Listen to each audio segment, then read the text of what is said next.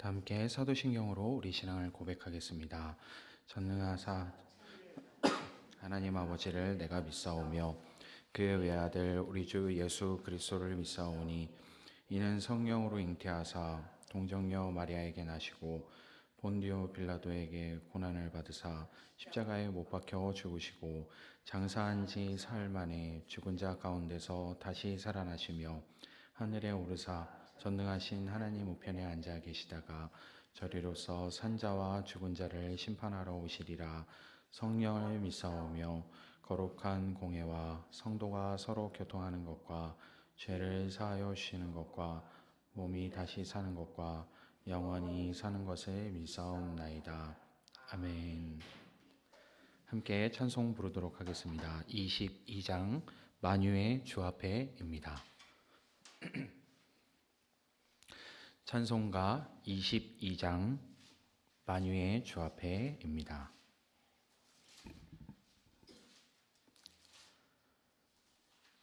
(22장) 만유의 주 앞에 함께 찬양하겠습니다.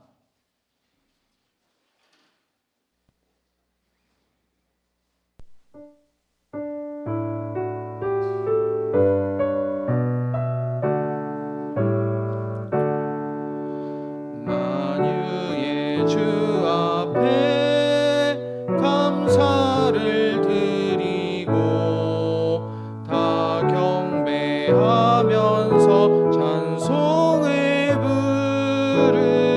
부르세. 내 맘 열어 한 소리로 기뻐 주를 찬양하라. 영원한 그 나라 주 다스리시니 생명의 열쇠는 주님의 것이라. 내 맘 열어 한 소리로 기뻐 주를 찬양하라. 죄짐을 벗으무 주 앞에 가리니 마음에 영원한 기쁨이 넘친다. 내 맘 열어 한 소리로 기뻐 주를 찬양하라. 참 소망 가지고 그날을 기리며 주 다시 오실 때 기쁘게 맞으리.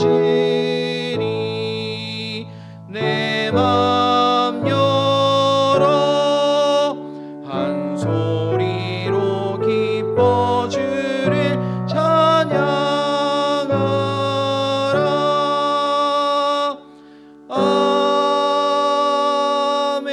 아멘.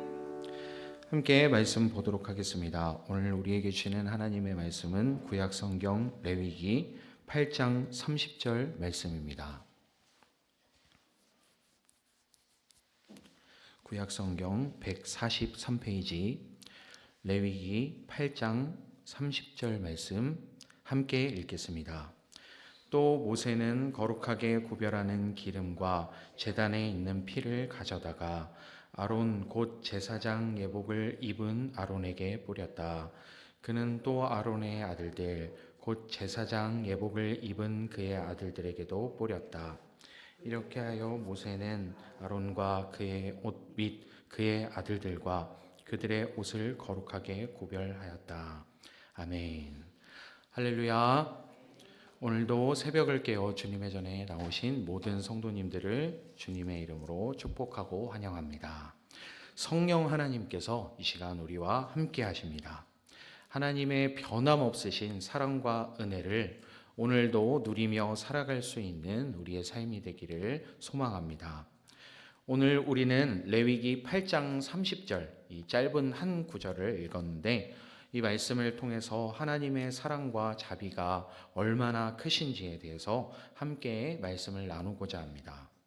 이 본문은 아론과 그의 아들들이 제사장으로 임명되는 장면입니다.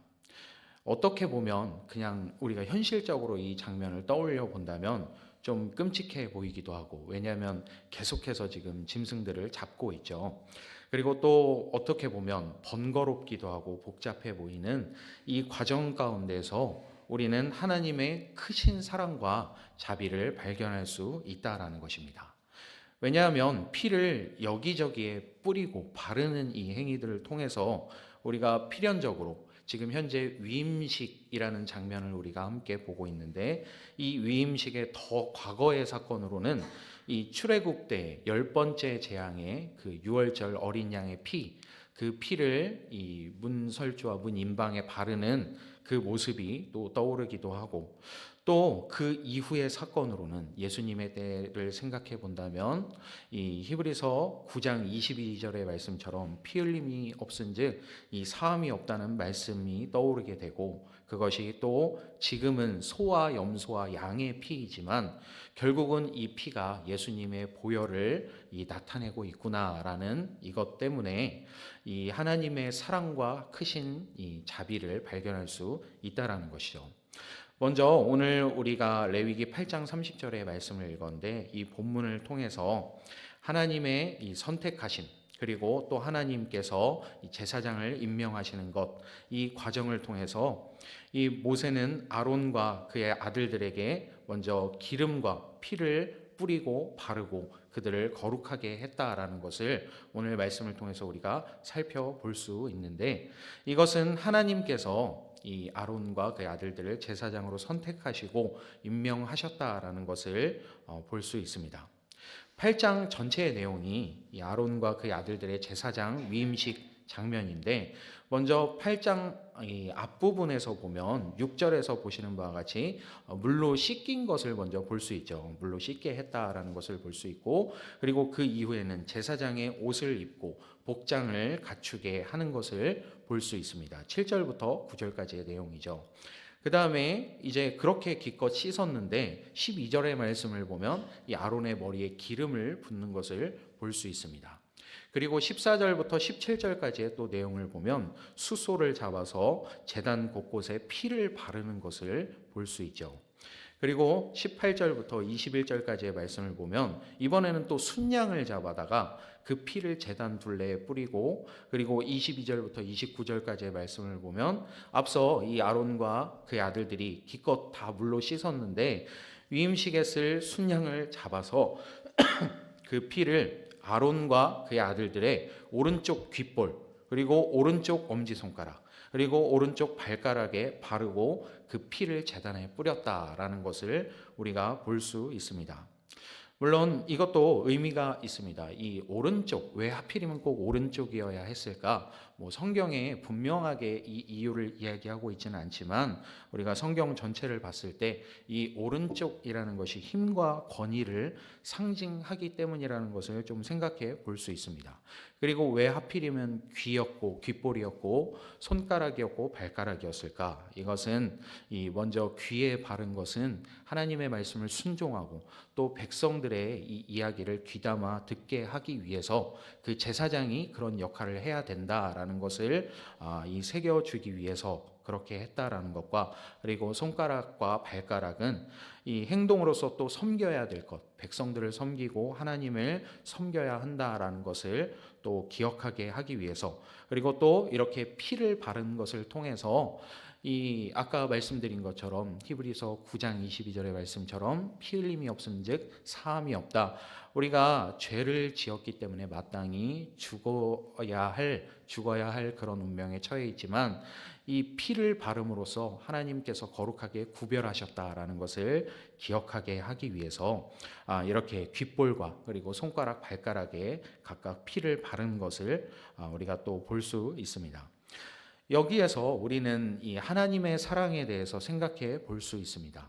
하나님께서 우리를 선택하시고 그리고 우리를 하나님의 이 크신 이 역사 가운데 함께 하게 하기 위해서 우리를 거룩하게 구별하셨다라는 것이죠.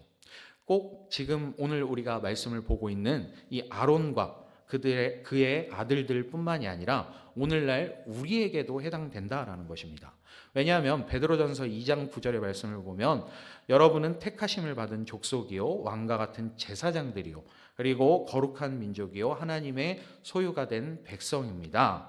그래서 여러분을 어둠에서 불러내어 자기의 놀라운 빛 가운데로 인도하신 분의 업적을 우리가 선포하게 하기 위해서 그래서 우리를 부르셨다라는 것을 이야기하고 있기 때문이죠. 그래서 이것이 아론과 그의 아들들에게만 해당되는 것이 아니라 오늘날 하나님께서 비록 우리에게 직접 양의 피를 몸에 발라주시고 하는 것은 아니지만 이렇게 우리를 거룩하게 구별하셔서 하나님의 크신 역사 가운데 동참하게 하신다라는 것, 이것을 우리가 기억해야 합니다. 그리고 두 번째로 제사장의 역할과 책임을 통해서도 하나님의 사랑에 대해서 우리가 생각해 볼 수 있습니다. 아론과 그의 아들들은 제사장으로서 하나님과 백성 사이의 중보자로서 지금 세워지고 있다라는 것을 볼 수 있죠. 그들은 백성의 죄를 대신해서 속죄하고 그리고 하나님께 예배를 드려야 하는 중요한 역할 가운데 부르심을 받고 있는 것입니다. 이 역할 또한 하나님의 사랑과 자비를 나타내고 있다라는 것입니다. 왜냐하면 사실 하나님이 만드신 이 피조물들이 타락해 버렸다면, 망가져 버렸다면, 혹은 좀 더 심한 말로 해서 쓸모 없어져 버렸다면 그냥 다 없애버리고 다시 만들면 될 일이죠. 하나님께서 그런 능력이 충분히 있으십니다. 이 노아의 방주 사건을 통해서도 우리가 그것을 볼 수 있는데, 하지만 하나님께서는 이 노아와 또 언약을 맺으신 것을 볼 수 있죠. 다시 그와 같이 모두를 심판하는 그 일을 행하지 않겠다라고 약속하신 것을 볼 수 있습니다. 다 없애버리고 다시 시작하는 것이 아니라 망가진 피조물 그리고 망가진 이 피조 세계를 회복시키기를 원하시는 것입니다. 그래서 오늘 말씀을 통해서 이 제사장 위임식이 그냥 이스라엘의 어떤 행사 중 하나가 아니라 하나님께서 우리를 죄에서 구원하시고 그리고 관계를 회복시키기 위해서 제사장이라는 이 특별한 직분을 주시고 세우셨다라는 것을 우리가 묵상해 볼 수 있는 것입니다. 그리고 마지막으로 오늘 말씀을 통해서 이 제사장 위임식이라는 것이 결국은 예수님의 중보 사역을 미리 예고하고 있다라는 것을 생각해 볼 수 있습니다. 히브리서 4장 14절부터 16절까지의 말씀을 보면 우리에게는 하늘에 올라가신 위대한 대제사장이신 하나님의 아들 예수가 계십니다. 그러므로 우리의 신앙 고백을 굳게 지킵시다. 우리의 대제사장은 우리의 연약함을 동정하지 못하시는 분이 아닙니다. 그는 모든 점에서 우리와 마찬가지로 시험을 받으셨지만 죄는 없으십니다. 그러므로 우리는 담대하게 은혜의 보좌로 나아갑시다. 그리하여 우리가 자비를 받고 은혜를 입어서 제때에 주시는 도움을 받도록 합시다 라고 말씀하고 있는 것을 볼 수 있습니다. 이렇게 중보자 그리고 또한 이 백성들의 죄를 대속하기 위한 그 대속 제물로서 예수님을 세우셨다라는 것을 우리가 또 생각해 볼 수 있다라는 것입니다. 이것이 아주 오래전에 구약 시대에 있었던 일이지만 이 위임식이라는 것을 통해서 또한 우리는 예수님의 사역을 예수님의 또 그 희생을 생각해 볼 수 있다라는 것이죠.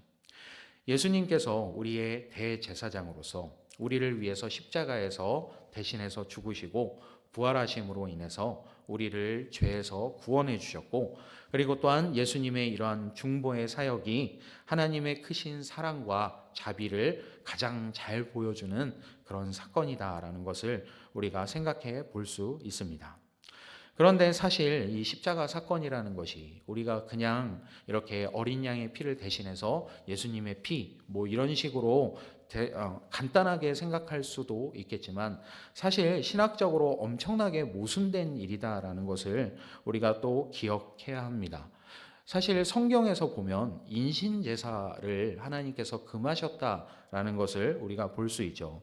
지금 우리가 8장을 읽었지만 사실 더 뒤에 등장하는 내용이기는 합니다만 이 레위기 20장 2절에서 5절까지를 보면 하나님께서 인신제사에 대해서 이 가증하게 생각하신다라는 것, 정말 그것을 죄악시 여기신다라는 것을 말씀하신 것을 우리가 볼 수 있는데, 그런데 참 아이러니하게도 하나님께서 스스로가 이 예수님을 통해서 우리의 죄를 용서하셨다라는 것, 그러니까 십자가 사건이라는 것이 그냥 단순하게 우리의 죄를 용서해 주시기 위해서 예수님께서 십자가를 지셨다라는 정도의 사건인 것이 아니라 하나님께서 자기를 부정하실 만큼 이것이 크고 중요한 문제이다라는 것을 볼 수 있다라는 것이요. 그렇게 이 죄를 씻는 방법이, 이 주된 방법이 피를 흘림을 통해서, 그런데 그 피라는 것도 사실 이 성경에 보면 하나님께서 얼마나 중요하게 또 말씀하고 계시는지를 볼 수 있습니다. 창세기 9장 4절을 보면 심지어 고기를 먹을 때조차 피째로 먹지 말아라 라고 말씀하신 것을 볼 수 있죠. 피에 생명이 있기 때문이다 라고 말씀하셨는데, 그 정말 중요한 피, 더군다나 그냥 짐승의 피도 아니고 예수님의 피, 하나님의 아들의 피를 통해서 우리의 죄를 씻겠다 하신 이 하나님의 계획과 그 하나님의 시행은 참 놀라운 이 모순이 될 수밖에 없다라는 것입니다. 그리고 그뿐만이 아니죠. 신명기 19장의 말씀을 보면 이 신명기 19장에 도피성 제도에 대한 이야기가 나오고 있는데, 거기에서도 보면 죄 없는 자가 징계를 당하지 않도록 하나님께서 배려하기까지 하신 모습을 우리가 볼 수 있는데, 그 흠없고 죄 없으신 예수님을 통해서, 그 예수님의 희생을 통해서 우리의 죄를 씻기 원하셨다라는 것, 그러한 계획을 하나님께서 가지셨다라는 것, 이것 자체도 엄청난 모순이다라는 것을 우리가 볼 수 있습니다. 즉 하나님께서 예수님의 피를 통해서 우리의 죄를 용서해 주신 것은 스스로가 세우신 규칙을 깨트리면서까지, 그 율법을 깨트리면서까지도 우리를 사랑하셨음을 나타내 보여주신다라는 것입니다. 그래서 오늘 우리가 이 제사장 위임식에 대해서 함께 말씀을 나누었지만, 이 제사장 위임식을 통해서 우리가 또 당연하게 예수님의 희생과 또 예수님의 보혈에 대해서 묵상할 수 있게 되기를 소망합니다. 그리고 그 예수님의 보혈이 정말 얼마나 크신 하나님의 사랑을 담아내고 있는지를 우리가 기억할 수 있게 되기를 소망합니다. 그래서 오늘날을 살아가고 있는 우리의 삶이 그냥 당연하게 하룻밤 자고 일어나니까 또 오늘을 맞이하는 것이 아니라 매일매일에 하나님께서 우리에게 새로운 기회를, 새로운 생명을 주고 계신다라는 것을 우리가 기억하면서 오늘도 하나님의 사랑에 우리의 삶을 맡겨드리며 우리와 늘 함께 하시고 동행하시는 하나님의 사랑을 기억하고 경험하며 살아갈 수 있는 저와 여러분의 삶이 되기를 주님의 이름으로 축복합니다. 잠시 기도하겠습니다. 하나님 감사합니다. 오늘 말씀을 통해서 이 제사장 위임식 장면을 통해서 우리가 다시 한번 하나님의 사랑과 은혜에 대해서 깊이 묵상할 수 있도록 인도하여 주시니 감사합니다. 하나님의 사랑을 늘 기억하며 그 사랑으로 살아갈 수 있는 오늘 하루의 삶이 될 수 있도록 인도하여 주옵소서. 너무나도 당연하게 살아가는 오늘 하루의 삶이 아니라 하나님께서 우리에게 새 생명을 주시고 또 새로운 기회를 주시고 또한 그 기회를 주셔서 우리가 주님과 함께 걸어가며 하나님께서 하시는 일에 우리를 동참시키셨다라는 것을 기억하며 하나님의 그 사랑과 은혜로 말미암아 살아가는 우리의 삶이 될 수 있도록 인도하여 주옵소서. 오늘 말씀을 통해서 다시 한번 이 예수님의 그 십자가 사건에 대해서, 하나님의 그 크신 사랑과 자비에 대해서 우리가 함께 묵상해 보았습니다. 주님의 그 크신 사랑과 자비가 우리의 삶 가운데 차고 넘쳐 흘러서 우리가 그 기쁨을 전하며 살아갈 수 있게 되는 오늘의 삶이 될 수 있도록 주님 인도하여 주옵소서. 주께서 함께 하시고 우리를 이끌으실 것을 믿습니다. 감사합니다. 우리 주 예수 그리스도의 이름으로 기도합니다. 아멘. 하늘에 계신 우리 아버지여, 이름이 거룩히 여김을 받으시오며 나라에 임하옵시며 뜻이 하늘에서 이룬 것 같이 땅에서도 이루어지이다. 오늘날 우리에게 일용할 양식을 주옵시고 우리가 우리에게 죄 지은 자를 사하여 준 것 같이 우리 죄를 사하여 주옵시고 우리를 시험에 들게 하지 마옵시고 다만 악에서 구하옵소서.